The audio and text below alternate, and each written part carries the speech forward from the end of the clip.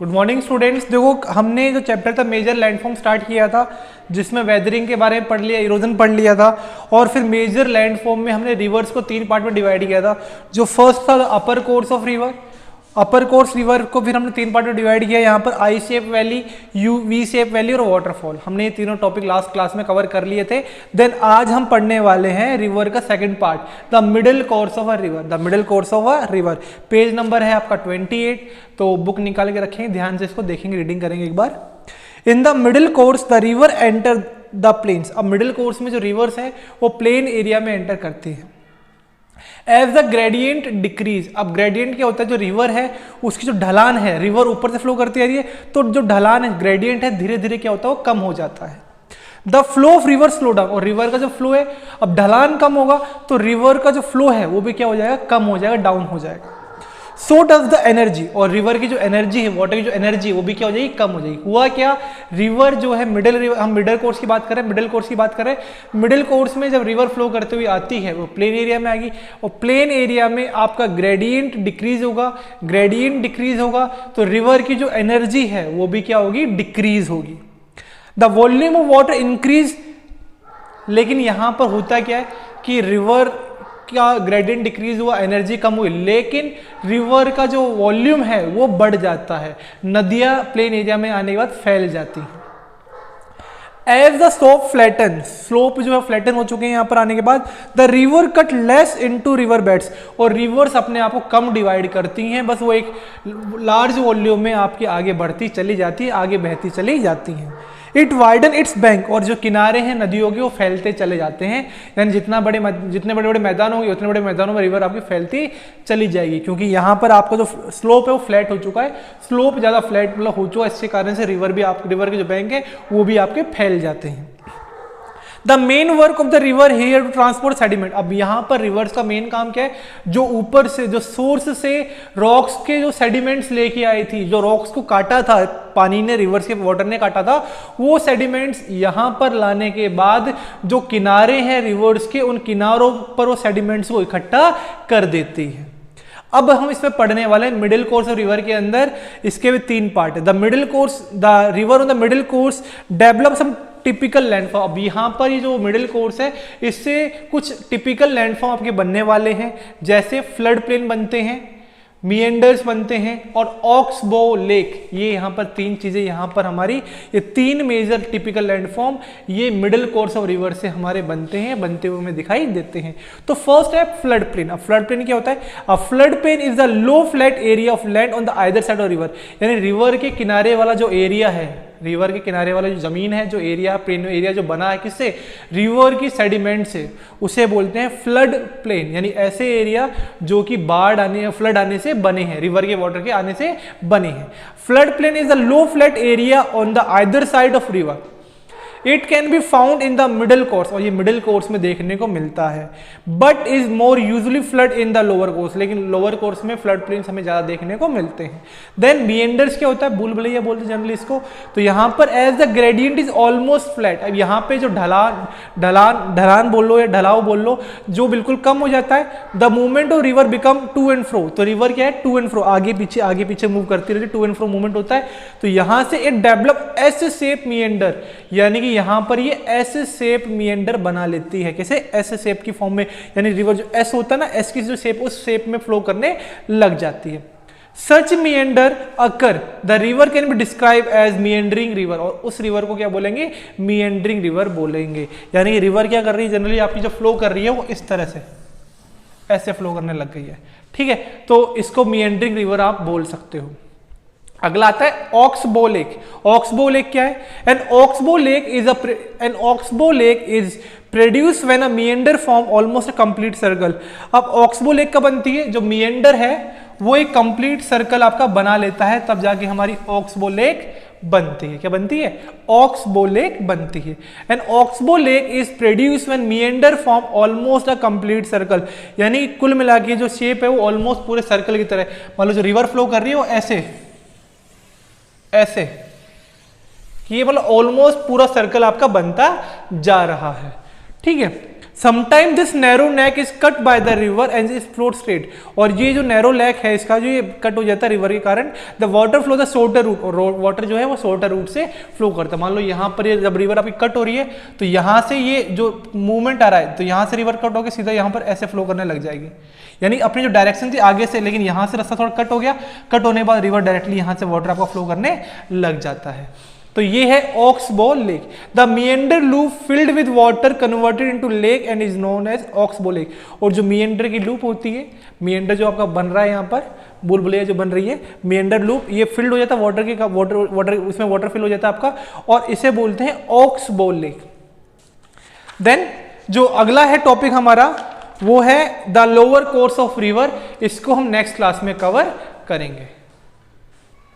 Then अगला part है the lower course of river. River के हमने देख लिए, फर्स्ट कोर्स देखा था यहाँ पर, स्टार्टिंग कोर्स जो था हमारा, जो स्टार्टिंग कोर्स था अपर कोर्स, उसके बाद हमने मिडिल कोर्स देख लिया, उसके बाद हम पढ़े लोअर कोर्स। अब लोअर कोर्स में हम पढ़ने वाले जनरली, इसमें हम डेल्टा के बारे में, मूविंग आइस के बारे में पढ़ने वाले हैं। In this part of its course the river flow very slowly. इस जो लोअर कोर्स की बात करते हैं, यहाँ पर जो रिवर है उसका फ्लो बहुत धीरे हो जाता है। It is because the surface of land is flat, जो जमीन है वो फ्लैट हो जाएगी, और फ्लैट सरफेस पे जो वाटर है वो आपका मूव बहुत स्लोली होता है। When the river is in flood, जब रिवर में आपको फ्लड आने वाला है, रिवर में जब फ्लड आता है तो यहाँ पर इसके आसपास जो फ्लैट एरिया है, फ्लैट एरिया यहाँ पर लोअर कोर्स जो रिवर का, उसके आसपास सिल्ट या एलुविलियम सॉइल आपकी सबमिट हो जाती है, वो जमा हो जाती है। क्या हुआ, आपकी रिवर फ्लो कर रही है, अब आप अपर कोर्स से आई रिवर, अपर से मिडिल में, मिडिल से लोअर, और लोअर कोर्स में जब अपर कोर्स से जब फ्लड आएगा तो फ्लड जब आएगा तो नीचे यहाँ पर सेडिमेंट्स आपने इकट्ठे कर दिए, सेडिमेंट्स के बाद में जो एलुविलियल सॉइल होती है ना, एलुविलियल सॉइल होती है वो, और जो सिल्ट होता है वो आपका यहाँ पर लोअर कोर्स में बहते हुए आता है और साइड में एक जगह आगे सबमिट आपका हो जाता है। Due to this stoneless alluvial material the river lowland of the world are the area of great agriculture production. बात करें जहां पर आपकी लो कोर्स रिवर फ्लो करती है वहां पर एग्रीकल्चर काफी अच्छा होता है। क्यों? क्योंकि वो लो कोर्स रिवर के अंदर क्या है, एलुविलियम आता है। एलुविलियम जनरली आपका एक सॉइल का एलुविलियम एक सॉइल की टाइप होती है, वो मिट्टी आके आपकी जो रिवर के साथ आ रही है, रिवर के किनारों पर, दोनों किनारों पर जमा हो जाएगी, और वो जो मिट्टी है उस मिट्टी से खेती का, हाँ, तो जो आपकी जो एलुविलियल सॉइल आ रही थी लो कोर्स और रिवर से फ्लो करते हुए, वो हमारी जो एग्रीकल्चर है उसके लिए काफ़ी अच्छी मानी जाती है, बेनिफिशियल मानी जाती है, उससे जो खेती है काफ़ी अच्छी हो जाती है। अब अगला जो टॉपिक आता है इसमें डेल्टा। लो कोर्स रिवर से हमारे जो सेटलमेंट्स हम पढ़ रहे थे, लैंडफॉर्म्स, एक लैंडफॉर्म क्या बनने वाला है, डेल्टा बनने वाला है। When a river reaches the sea और ocean the fine sediments are deposit on at its mouth and form a fan shaped alluvial area often known as delta। अब जब रिवर अपने रिवर जो है सी या फिर ओशन के पास आने वाली होती है तो वहां पर उसमें अभी भी सेडिमेंट्स होते हैं जो कि रिवर के माउथ पे आके डिपॉजिट हो जाते हैं, और उस एरिया को बोलते हैं डेल्टा। यानी रिवर जो है वो आपके समुद्र के अंदर सी या ओशन में जाने वाली होती है, वहां जाने से पहले जो रिवर की ओपनिंग हुई उस ओपनिंग पे वो सेडिमेंट्स आके इकट्ठा हो जाते हैं, और वो वाला जो एरिया है जहां पे वो सेडिमेंट्स आके इकट्ठा हुए उसे हम क्या बोलते हैं, डेल्टा बोलते हैं। Since the river become very slow, अब ये बात मालूम है कि हमें लो कोर्स रिवर बहुत स्लो मूव कर रही हैं, लेकिन जब बात करें जो रिवर्स आपकी लास्ट में सी या ओशियन में जाके मिक्स होने वाली हैं वहां पर उनकी स्पीड और भी ज्यादा कम हो जाती है। And the collection sediments from all the mouth of its distributary form a delta. अब क्या होता है, रिवर फ्लो करते हुए आ रही है, देखो यहां पर ध्यान से देखना एक बार कि रिवर आपकी यहां से फ्लो करती हुई आ रही थी। अब यहाँ पर मान लो नीचे समुद्र का पार्ट आ गया है तो रिवर जो है चल रही वो काफी सारी डिस्ट्रीब्यूटरी की फॉर्म में आ रही है। ये रिवर से क्या है, डिस्ट्रीब्यूटरी, और यहाँ पर आके लास्ट में जाके वो एक जगह आपकी इकट्ठा हो जाएंगी। अब ये डिस्ट्रीब्यूटरी क्या है, मतलब एक सिंपल रिवर आ रही थी, उस एक रिवर से आपकी वो रिवर कई सारे पार्ट में डिवाइड हो गई, उस जितने भी पार्ट्स हैं वो आके लास्ट में कहाँ मिलने वाले, समुद्र में मिलने वाले हैं। तो यहाँ पर जब मिलेंगे तो उसके आसपास यहाँ पर उसके आसपास ये जो एरिया जो है यहाँ पर ये वाला, यहाँ पर सेडिमेंट्स क्या होंगे, सेडिमेंट्स इकट्ठा कर देंगे, और यहाँ पे जो सेडिमेंट्स इकट्ठा होंगे उससे क्या बनेगा, डेल्टा बनेगा। तो उस एरिया को क्या बोलते हैं, डेल्टा बोला जाता है। तो डेल्टा जो वर्ड है ये आपका ग्रीक वर्ड है, इसको ट्राइंगल ग्रीक वर्ड है और इसको हम जनरली डिनोट करते हैं इस फॉर्म में। ये किसका साइन है, डेल्टा का साइन है। ठीक है। उसके बाद अगला आता है मूविंग आइस। अगला टॉपिक क्या है? Moving ice. A glacier is moving of river of ice. अब ग्लेशियर क्या होता है? ये glacier is moving river of ice, यानी कि जो आइस है वो आइस आपकी मूव करती है, उसे बोलते हैं ग्लेशियर। यानी कि जो पहले तो रिवर में वाटर फ्लो कर रहा है, अब यहाँ पर आइस फ्लो कर रहा है रिवर के अंदर, यानी मूविंग आइस जो होती है उसे बोलते मूविंग। अब glacier is moving river of ice, यानी एक ऐसी रिवर जिसमें आइस आपका फ्लो करता है, उसे ग्लेशियर बोला जाता है। ये हमें हाई एल्टीट्यूड एरिया में देखने को मिलता है। In this place there is heavy accumulation of snow. और ये जहाँ पे मूविंग आइस की जब बात करते हैं, ये हाई एल्टीट्यूड, ये जनरली अब बात करें जम्मू कश्मीर या उस इलाके में देखने को मिलने वाला है। और वहां पर आपका जनरली स्नो जो बर्फ वगैरह लगातार गिरती रहती है, ठीक है। By the force of its own weight the mass of ice begin to move slowly down the mountain side. अब यहाँ पे बात करते हैं, जो रिवर है वो आइस उसमें है, और वो आइस का वेट क्या ज़्यादा हो जाएगा, जिसके कारण जो रिवर है वो आपकी धीरे धीरे फ्लो करेगी, स्लोली मूव करने वाली है। तो उसको क्या बोलते हैं? Valley glacier. क्या बोला जाता है उसको? वैली ग्लेशियर बोला जाता है। यानी रिवर जिसका वेट ज़्यादा हो जाएगा आइस के कारण, वो आपकी स्लोली फॉर्म करने वाली है, उस रिवर को क्या बोलते हैं? वैली ग्लेशियर बोला जाता है। अब अगला जो टॉपिक आता है वो आता है वर्क ऑफ ग्लेशियर। ग्लेशियर का वर्क होता क्या है, क्या काम आता है वो? तो glacier are river of ice. Glacier क्या होते हैं? आइस के रिवर होते हैं, रिवर ऑफ आइस होते हैं। The slowly moving ice mass down slope under the impact of gravity is known as glacier. और जो मूविंग आइस है ये हमारी ग्रेविटी के कारण मूव करती है, आगे मूव करती है, जिसको हम क्या बोलते हैं? ग्लेशियर बोलते हैं। The glacier generally give birth to the erosional landform of highland. और यहाँ पर जो लैंडफॉर्म होते हैं हाईलैंड वाले, उनको ये जन्म देती है। उनके जो मूविंग आइस है, जो ग्लेशियर के कारण हमारे जो लैंडफॉर्म है हाईलैंड की, वो बनते हैं। The depositional landform in the low land area. और दूसरा, ये जो आपकी मूविंग आइस है, इससे जो इसमें जो डिपोजिट पार्टिकल्स हैं, जो सेडिमेंट्स हैं, उससे हमारे लो लैंड एरिया भी बनते हैं। A glacier erode its valley by plucking stones and soil. और ग्लेशियर जनरली हमारे को वैली है, वैली में से स्टोन्स वगैरह, सॉइल वगैरह जब टूटती है, वो साथ में स्नो के साथ में आइस के साथ मूव करके आगे आती है। वहाँ से हमारे बड़े बड़े जो लैंडफॉर्म वो बनते हैं, और लो लैंड एरिया है वो इस ग्लेशियर की मदद से हमारा बनता है। देन जो अगला है वो है इरोजनल वर्क। इरोजनल वर्क की बात करें तो in a glacier movement of ice unequal. जो ग्लेशियर का मूवमेंट होता है आइस का, वो कैसा होता है? अनइक्वल। ग्लेशियर जो बर्फ है आपकी मूव कर रही है रिवर के साथ में, वो उसका जो मूवमेंट है वो अनइक्वल है, कभी ज्यादा मूव कर सकती है, कभी कम मूव कर सकती है। जो the top of ice move much faster than the bottom. और जो आइस का टॉप है, जो बर्फ है, बर्फ का जो ऊपर वाला पार्ट है, वो ज्यादा स्पीड से मूव करता है, बल्कि जो नीचे वाला पार्ट है वो कम स्पीड से मूव करता है। The top of ice move faster than its bottom and the ice in the center also move faster। और सेंटर में जो आइस होने वाली है वो भी फास्टर आपकी मूव करने वाली है। The crack that appear on the glacier because of the splitting of ice। और कभी कभार ग्लेशियर के ऊपर क्रैक्स भी जाते हैं, क्यों? क्योंकि जो आइस होती है वो स्प्लिट हो जाती है, दो पार्ट में डिवाइड आपकी हो जाती है, उसके कारण उसमें क्या होता है? क्रैक आ जाते हैं।